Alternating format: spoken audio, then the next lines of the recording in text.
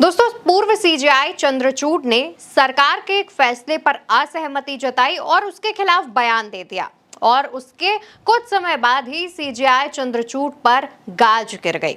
हुआ क्या है, उस मामले पर विस्तार से बात करेंगे, लेकिन जिस पहली बात का हम जिक्र कर रहे हैं थोड़ा उस पर नजर डाल लेते हैं। दरअसल करीब एक सप्ताह पहले सीजेआई डीवाई चंद्रचूड़, जो कि अब पूर्व सीजेआई हो चुके हैं, उन्होंने वन नेशन वन इलेक्शन को लेकर के असहमति जताई थी और असहमति जताते हुए कुछ चिंताएं दिखाई थी, जिसमें उन्होंने कहा था कि अगर वन नेशन वन इलेक्शन देश में लागू होता है तो इससे जो छोटे छोटे राजनीतिक दल हैं वो हाशिए पर चले जाएंगे। डीवाई चंद्रचूड़ का यह बयान विपक्ष के पक्ष में देखा जा रहा था, यानी कि इनका यह बयान विपक्ष की बातों का समर्थन कर रहा था। लेकिन ये बात मोदी सरकार को नागवार गुजरी। उस मोदी सरकार को जिसके प्रधानमंत्री यानी खुद नरेंद्र मोदी सीजेआई, जब डीवाई चंद्रचूड़ सीजेआई थे तब उनके घर गणेश पूजा में पहुंचे थे। इसके बाद होता यह है कि पूर्व सीजेआई डीवाई चंद्रचूड़ जिस घर में रह रहे होते हैं उस घर को खाली करने का आदेश दे दिया जाता है। जी हाँ दोस्तों, बिल्कुल ठीक सुना आपने।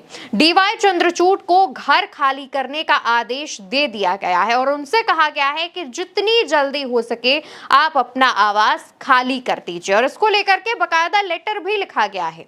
लेकिन आमतौर पर घर खाली करने जैसे विषयों पर सुप्रीम कोर्ट में अंदर खाने ही बातचीत करके मसले को सुलझा लिया जाता है। लेकिन क्योंकि सरकार पर टिप्पणी की थी पूर्व सीजेआई ने, इस वजह से खामियाजा ये हुआ कि अब उनके इस छोटे से फैसले को दुनिया भर में, देश भर में बताया गया है, दिखाया गया है कि केंद्र सरकार ने अपने बूते पर सीजेआई से घर खाली करवाया है। दोस्तों, सुप्रीम कोर्ट की तरफ से एक याचिका केंद्र सरकार को लिखी जाती है। उसमें क्या लिखा गया है उस पर बात करते हैं। आपसे आग्रह किया जाता है कि कृष्णा मेनन मार्ग पर स्थित बंगला नंबर 5 आदरणीय डीवाई चंद्रचूड़ जी से बिना किसी देरी के खाली करवाया जाए। 2022 के नियम 3B के अनुसार उन्हें अतिरिक्त 6 महीने तक बंगले में रहने की अनुमति थी। यह अवधि 10 मई 2025 को खत्म हो गई थी। उन्हें 31 मई 2025 तक अतिरिक्त समय के लिए बंगले में रहने की इजाजत दी गई थी। तो ये जो बयान है दोस्तों वो सामने आता है। ये जो चिट्ठी है ये सुप्रीम कोर्ट प्रशासन ने आवास और शहरी मामलों के मंत्रालय को लिखा है और जिसमें यह कहा गया है कि पूर्व सीजेआई डीवाई चंद्रचूड़ से तुरंत बंगला खाली करवाया जाए। दोस्तों, इस नोटिस में साफ साफ इस बात का जिक्र है कि पूर्व सीजेआई डीवाई चंद्रचूड़ अपनी अवधि से ज्यादा इस बंगले में रह चुके हैं। पूर्व सीजेआई डीवाई चंद्रचूड़ का जो कार्यकाल है बतौर सीजेआई वो 10 नवंबर 2024 को खत्म हो गया था। इसके बाद नियम के मुताबिक जो पूर्व सीजेआई हो जाते हैं उन्हें 6 महीने का अतिरिक्त समय दिया जाता है ताकि वो आराम से अपने सामान, अपने परिवार को दूसरी जगह शिफ्ट कर सके। अब नियम के अनुसार दोस्तों ये जो अवधि है वो मई के महीने तक खत्म हो गई थी, लेकिन उसके बाद आज के दिन, अगर आज की बात कीजिए तो जुलाई महीना आ गया है, यानी 2 महीने और 1 महीना बीत गया है, दूसरा नया महीना लग गया है, लेकिन उसके बावजूद सीजेआई ने अपना घर नहीं खाली किया था और इसको लेकर के बकायदा लेटर लिखा गया है केंद्र सरकार को कि उनसे आदेश दिया जाए कि वो बंगला खाली करें।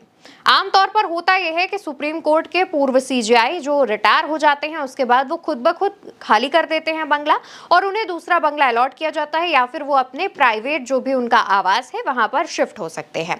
इसके लिए उन्हें 6 महीने का अतिरिक्त समय दिया जाता है। अब क्योंकि सीजेआई अपना 6 महीने का अतिरिक्त समय से भी ज्यादा समय सीमा तक रह चुके हैं, इस वजह से इस मामले में केंद्र सरकार को हस्तक्षेप करने के लिए कहा गया है।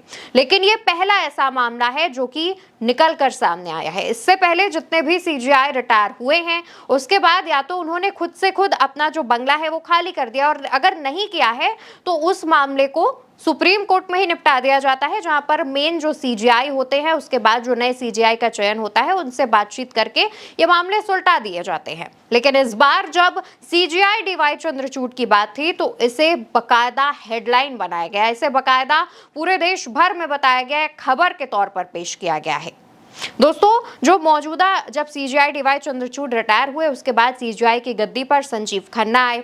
संजीव खन्ना रिटायर हुए और उसके बाद मौजूदा समय में बीआर गवई, वो अभी सीजेआई हैं। इन दोनों ही सीजेआई ने सरकारी बंगला लेने से साफ मना कर दिया था। उन्होंने कहा कि वो अपने निवास जहां वो रह रहे हैं वहीं रहना पसंद करेंगे, उन्हें सरकारी बंगले की जरूरत नहीं है जो सीजीआई को दिया जाता है। और यही एक और बड़ी वजह है कि सीजीआई डीवाई चंद्रचूड़ इतने समय से अपने अलॉट किए गए सरकारी बंगले में रह रहे हैं।